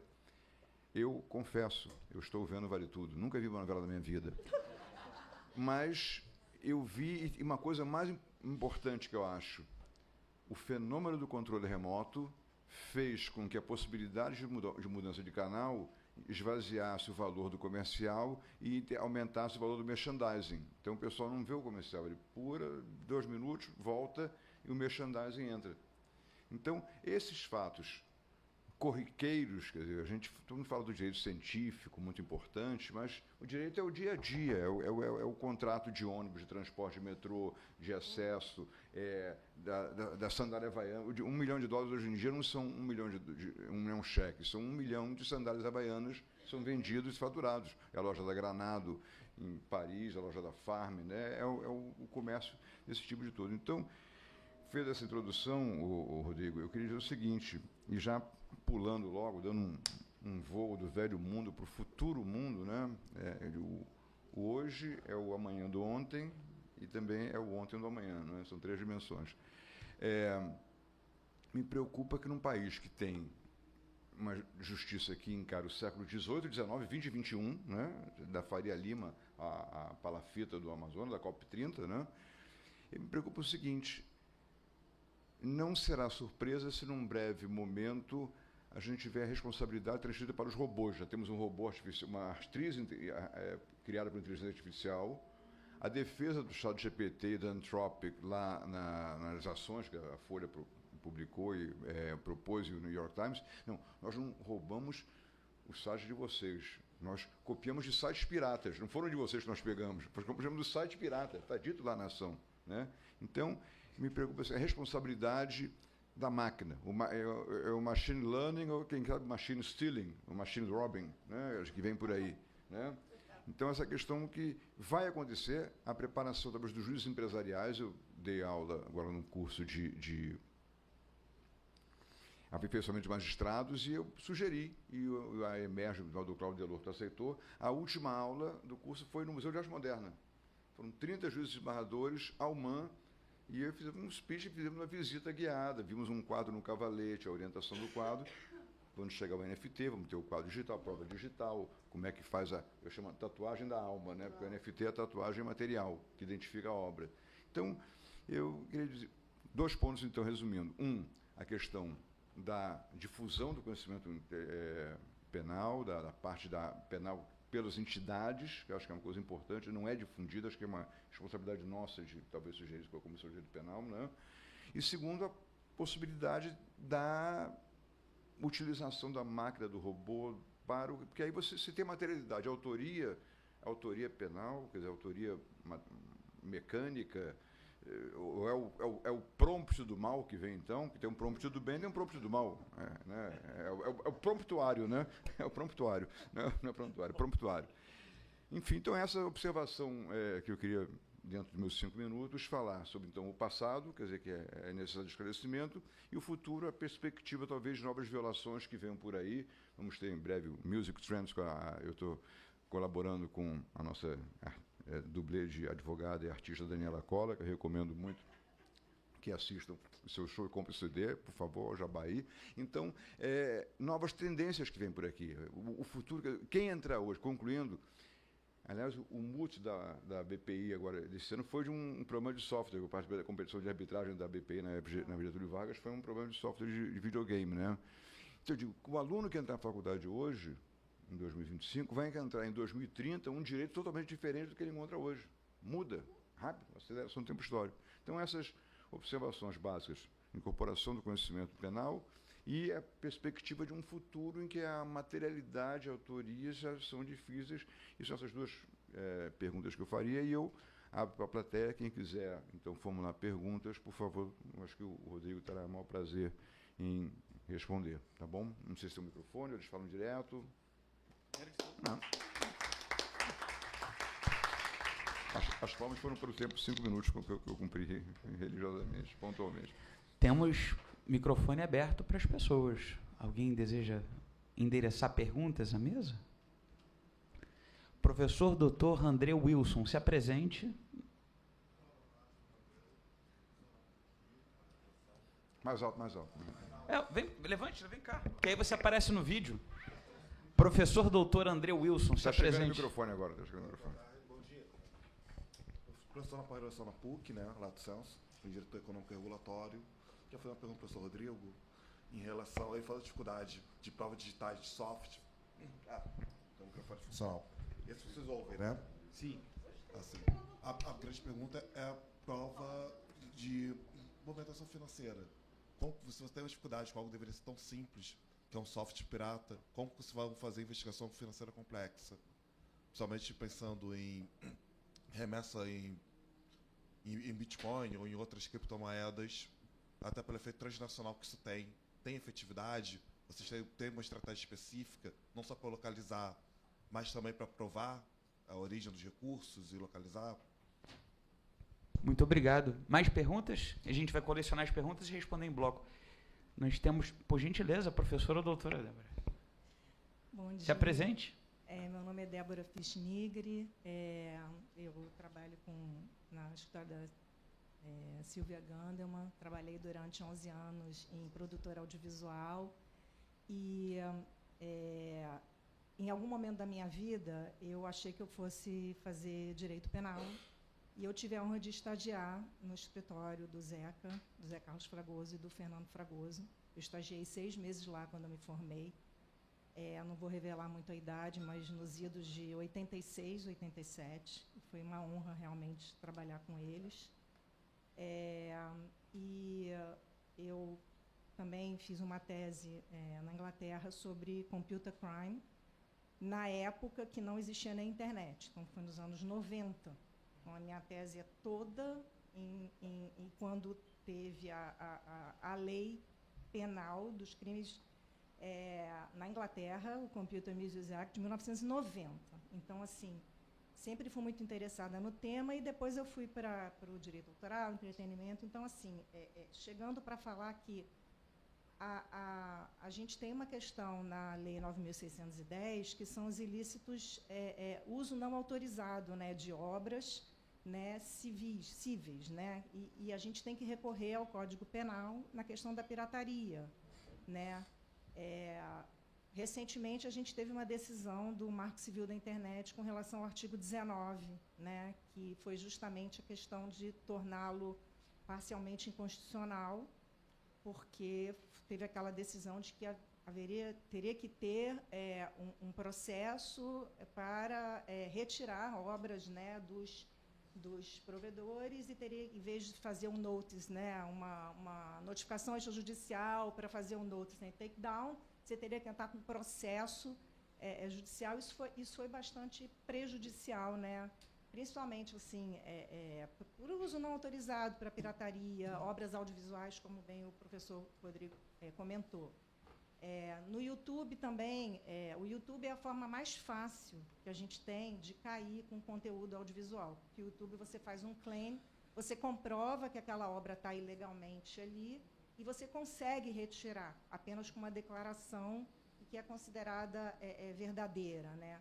Mas para sites que você não tem como localizar, né, que estão na nuvem, então em outros países que você não tem como tirar aquela obra, é mais complicado. Então tudo isso uma coisa que dificulta extremamente você cair com a pirataria, principalmente de obras audiovisuais, né, streaming de música também. Minha área é mais o audiovisual. Então, eu queria que sim, pudesse comentar um pouquinho sobre a questão do artigo 19, que eu acho interessante trazer aqui. E sobre a Operação 404 também, né, informar, porque eu li que a Ancine e a Anatel também estavam tomando medidas conjuntas, eu não sei se isso evoluiu, para coibir a pirataria, não só das caixas, né, das set-top box e tal, mas igualmente da pirataria na internet, de obras audiovisuais que tem milhões de sites que passam os nossos filmes, né, de forma ilegal. Então, assim, tenho acompanhado assim, na paralela, mas é isso. Assim, queria... Muito obrigado, professora doutora. Mais perguntas? Temos a professora doutora Ana Paula Gomes Pinto, LLM Eduardo Micelli, não? Temos lá atrás o professor Vale, o profissional que também se identifique. Por gentileza, primeiro, professora doutora Ana Paula Gomes Pinto. Se apresente.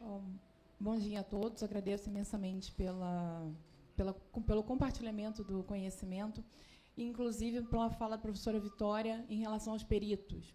Há alguns anos eu tento passar uma súmula ou alguma tentativa em jornadas de propriedade industrial sobre a necessidade dos peritos possuírem cursos de propriedade industrial e intelectual, que os DL 0001 e todos os mais estão disponíveis. Então, eu queria saber, em matéria prática, do professor Rodrigo e também de sua posição, qual o impacto real de um perito sem formação específica no tema gera para os litigantes. Importante. Primeiro, o profissional aqui do lado esquerdo, peço desculpas, mas como não lhe conheço, por gentileza, se apresente. Bom dia ainda, até pela adiantada hora, o mais célere possível, um humilde causídico apenas e tão somente, Jorge Melo. Somente pela hora, eu só gostaria de ouvir da mesa, no meu entendimento, uma das raízes, calcanhar de Aquiles primordiais, a questão da dificuldade de tempo e gasto de registro do INPI, dos autores. Somente isso. Muito obrigado, Jorge Melo. Temos mais perguntas? Temos aqui a especialista Carolina Arca e o prof. Daniel Vale. Bom dia a todos. É um prazer estar aqui com vocês. Foi muito bacana mesmo, acho tudo que vocês trouxeram. E só trazendo para o Novo Mundo também outros dois problemas que eu estou vendo acontecer. Eu trabalho há 10 anos no mercado musical e novas violações que estão acontecendo. Duas. Uma é hacker pegando uma música de uma pessoa humana, pedindo takedown no Spotify e subindo como se fosse dele. Então ele pega os metadados dessas músicas, os plays, né, as informações todas, e os novos plays. Só que até resolver isso, leva tempo. Então ele fica com o dinheiro gerado por essas novas reproduções. Isso é um problema que está acontecendo. E aí tem vários desafios relativos a isso, né? Mas um deles, você tem empresas que distribuem as músicas para as plataformas digitais que são estrangeiras, e não tem filial aqui, não tem CNPJ. E também tem a questão de você conseguir identificar quem fez isso, né? Então, são dois desafios muito grandes que você tem. E outro também que eu tô vendo pessoas com IA criando produtos musicais, né? E distribuindo em perfis de artistas humanos que têm muita visibilidade e que até ocorrer o takedown, eles também ficam com essas reproduções. E de quem é o interesse de fazer com que eles não ganhem esses plays, né? Então, são esses desafios, são vários desafios que eu vejo nesses dois problemas, e que são problemas do Novo Mundo também. Eu acho que mais do que você explorar uma música sem autorização, né, é você roubar de outra forma. Então, eu queria saber qual a opinião da mesa em relação aos desafios. Vocês veem também outros desafios em relação a esses problemas. Obrigado. Muito obrigado, Vale. Temos ali a especialista Carolina Arca, Sofia, e a gente encerra as perguntas para que a mesa possa se pronunciar. Especialista Arca. Bom dia. A minha dúvida ela é um pouco mais pragmática e em relação à cadeia de custódia. A tecnologia do blockchain não resolve um pouco a cadeia de custódia para provas digitais? Porque você consegue, pelo que eu entendo de blockchain, você consegue rastrear quais foram as últimas movimentações daquele objeto digital. Então, talvez, se a prova estiver dentro do blockchain ou um blockchain atrelado a ela, facilite a cadeia de custódia. E aí eu queria saber da mesa um pouco sobre isso. Obrigado. Microfone aqui na frente para a Sofia, quer dizer conhecimento e cultura. Se apresente, Sofia. Oi, gente, bom dia. Primeiramente, agradecer a oportunidade de ouvir a todos. A minha pergunta vai no mesmo sentido aqui do Vale.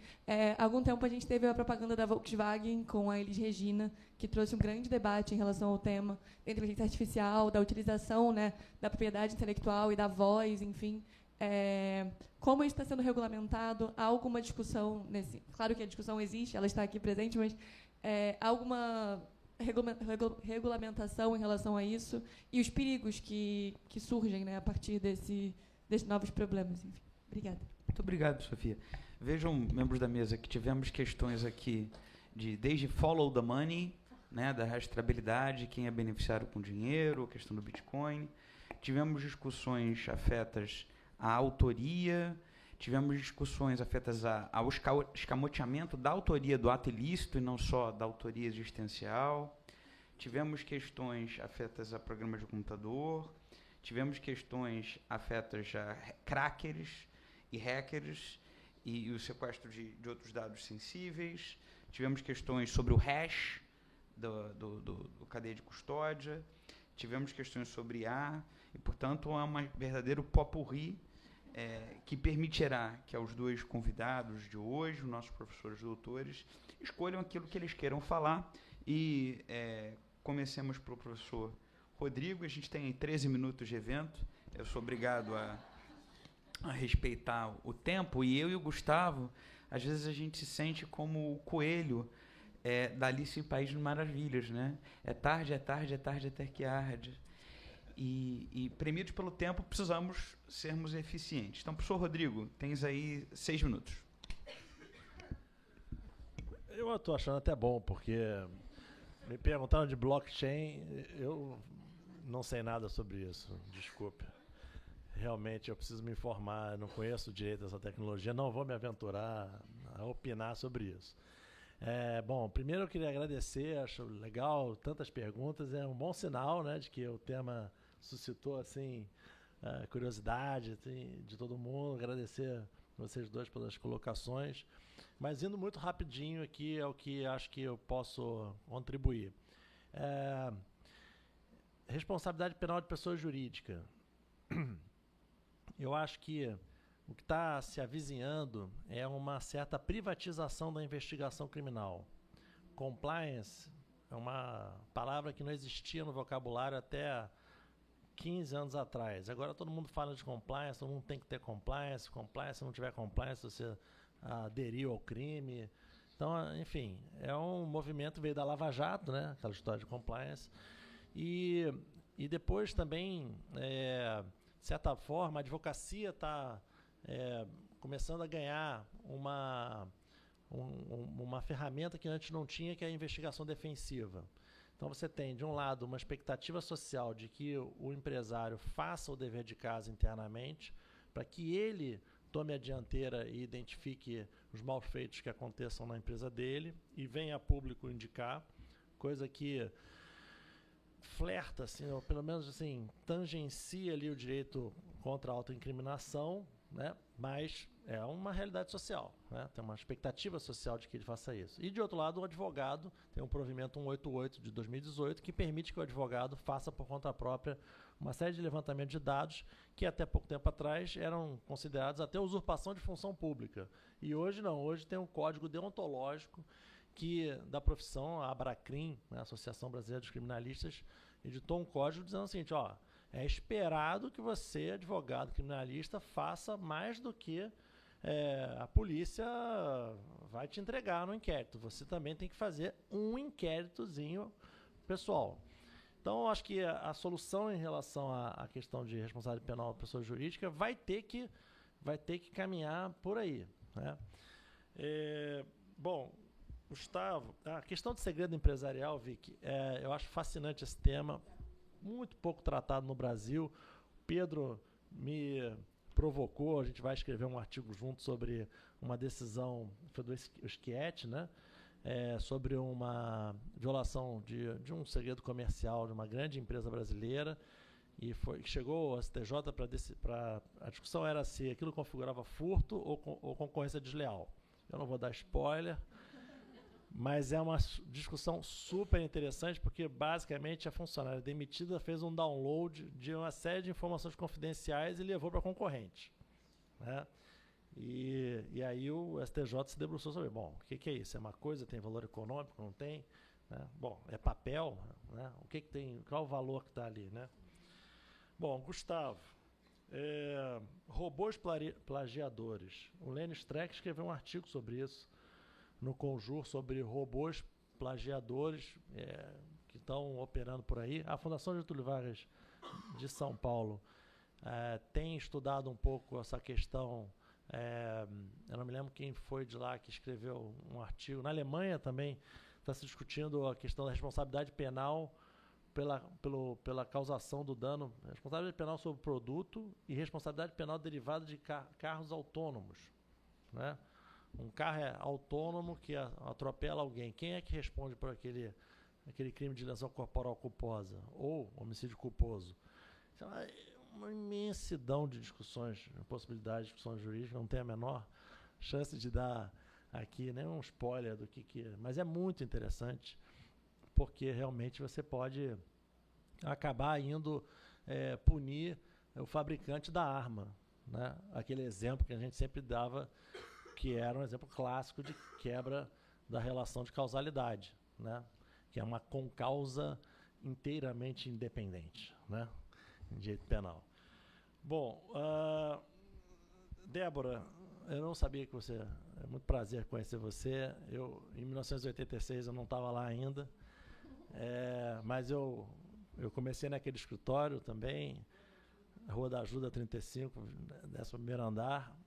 É um escritório old school mesmo, assim. A gente reformou depois, dos anos para cá. Mas quando eu sonho com um escritório, às vezes, eu sonho com um escritório como ele era. Igualzinho, eu estagiei na mesma sala que você. Só que eu entrei em 95, né, uns anos depois.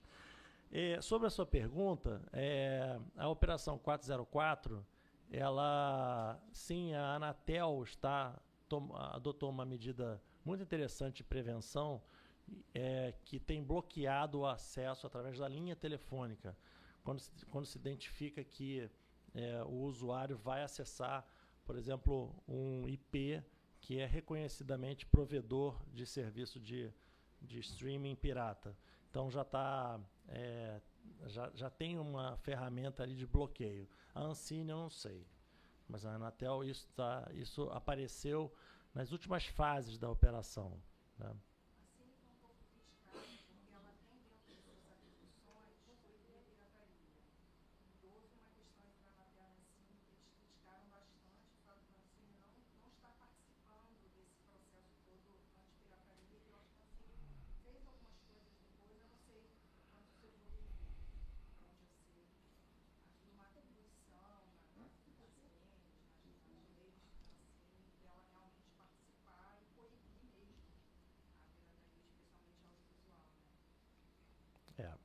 Eu não sei dizer.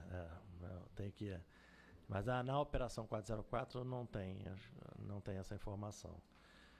Bom, eu vou apenas responder aqui, vou passar para a Vitória, mas o Andrei, te agradeço pela pergunta também, Andrei. Acho que esse fenômeno das criptomoedas é uma grande dificuldade, né, um novo cenário aí que justamente impede. A lavagem de dinheiro é um crime que, quando eu entrei na faculdade, nem existia, né?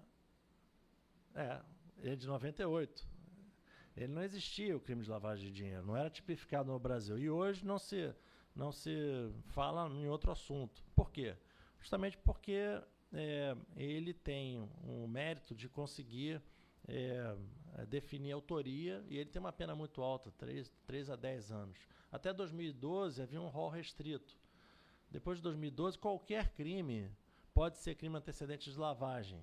E acabou havendo um certo desequilíbrio nesse sentido, porque você tem muitos crimes antecedentes que são bem menos graves do que o crime de lavagem.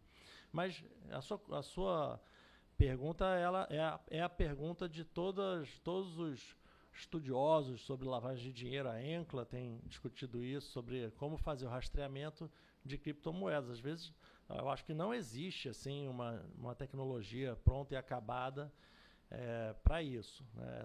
Essas criptomoedas, elas ficam armazenadas em tokens, em dispositivos, às vezes, tokens sejam virtuais, sejam físicos. Então, se você tiver a sorte de aprender um token físico, mas isso está um milagre praticamente da natureza, né? Então, enfim. As demais perguntas, eu vou, em função do tempo, passar para a professora Vitória. Muito obrigado. Professora Vitória. Obrigada. A questão do Bitcoin e é bem... Para poder falar em direito penal, processo penal e novas tecnologias, etc., eu vim estudando não só a questão daquilo que está submerso, né, que uma coisa é você circular em Google, etc. Outra coisa é você circular não só na Deep Web, mas na Dark Web, né, que aí é uma coisa praticamente impossível, né, a não ser que, milagrosamente, você caia no... Alguém morrendo diga assim, você vai no token tal, a senha é essa, pronto, acabou. Senão, é realmente muito complicado, né? Você conseguir... Ou a Deep Web já consegue, por exemplo, a Rota da Seda, que eles ficaram um tempão sem conseguir, hoje em dia já consegue, mas o Dark Web é algo assim, terra de ninguém, né? E aí eu queria falar duas coisas, assim, um pouco juntar, agradecer as perguntas, não só da perícia, mas como da questão do blockchain, né? Os peritos, sim, isso é muito importante. Até porque o Código Penal, o processo penal lá atrás, dizia que os peritos têm que estar, digamos assim, serem os profissionais da sua área, né? Você imagina, sei lá, um engenheiro fazendo no Instituto Médico Legal a perícia do corpo lá, cheio de bala. Então, acho que nós teremos que pensar, não adianta mais dizer, preferencialmente da área. Teremos que ter, em todos os âmbitos, sejam os estados, seja no âmbito federal, os peritos com formação própria para isso. E que saibam usar, por exemplo, blockchain. Eu sou totalmente iniciante no blockchain. Na PUC tinha lá uma matéria que eu acabei indo assistir. Era uma matéria que era blockchain para o direito. Era numa sala toda de vidro, lá, aquela coisa da Petrobras nova. Eu achei lindo, né? O professor escrevia naqueles vidros, assim como a gente viu naquele filme O Contador. Tudo bem, ele até nos primeiros dias eu fiquei meio perdida, depois o professor foi bem tranquilo de explicar para quem é leigo. Mas, efetivamente, o blockchain, se a gente tiver peritos que saibam manejar, ele é interessante, porque na hora que você captura, que você identifica e obtém a prova, se lá já você começar a colocar os elos do blockchain, a gente vai identificar se houve uma quebra dessa cadeia ou, então, se ela foi realmente toda ligada, né?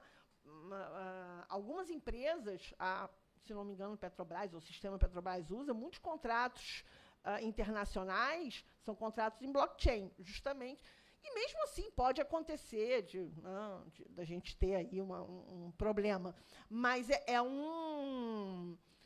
uma segurança a mais. E, efetivamente, eu acho que nossos peritos tinham que estar preparados, mas, mais que isso, a gente precisa urgentemente de uma legislação mais apurada sobre a questão do blockchain, das perícias digitais, e aí sim a gente poderia usar, porque as tecnologias a gente fala assim, são horrorosas, é isso, aquilo, mas na verdade a gente, né, pode ser usado para o bem ou para o mal, né?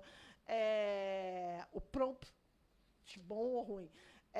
Mas assim, o blockchain é uma tecnologia extremamente interessante para a gente conservar a confiabilidade de uma prova, sobretudo a prova digital, que eu acho que os contratos que você vai colocar, os processos hoje são virtuais, né? Você não tem, eu sou do tempo, eu gostava de folhear lá, eu achava lá o carimbo atrás. Hoje é tudo virtual.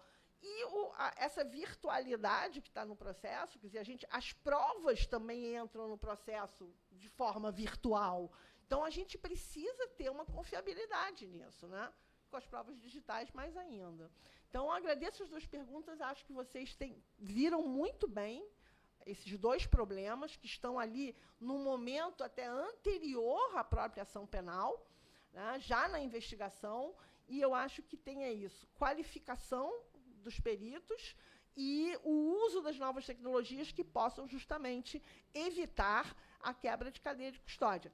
Torna uma investigação mais eficiente, né? E, com isso, a gente tem uma ação penal que se sustente. E eu acho que é muito importante. Nós temos que... Mentalidade não dá mais para ser a mentalidade burocrática do século XX. Né? Não tem mais como a gente viver isso. E vocês estão mais adaptados até, né, quem está ali direto nisso. Obrigada. Só um minuto. Blockchain, a sua pergunta.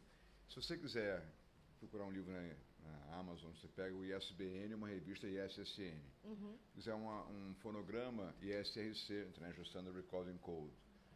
Partitura tem um código, não lembro agora, você procura uma partitura, você encontra a partitura, nona sinfonia e tal, menos a música 4.33, depois vocês vão pesquisar e vão saber que música é essa, tá? E agora, obra de arte, o blockchain está começando a ser o lugar onde poderia se registrar obra de arte, porque ele permite o registro tridimensional. Então, onde é que você sabe? O Picasso original está onde? Está no catálogo Raisonné, a Beatriz Milhares, a Adriana Varejão. Então, o blockchain está começando a ser uma possibilidade de registro de obras de artes plásticas, que permite o registro tridimensional, a imagem, o som, as obras sensoriais. Hoje em dia tem obras, Lygia Clark, o bicho que se mexe, obras que produzem, obras que você sopra. Eu tive Paris sábado agora, você vai no museu, lá, Museu dos Robôs, você sopra a tela e a folha balança. Uma tela digital, a folha balança. É a obra interativa entre a escultura, em que o ser humano participa da escultura. Então, o blockchain podia ser uma opção de registro de obra de arte plástica que não tem um cadastro mundial. Só essa observação, tá? Bom, queria agradecer a todos presentes, lembrá-los que essa interface do direito penal com a propriedade intelectual não é uma coisa de sua menor importância.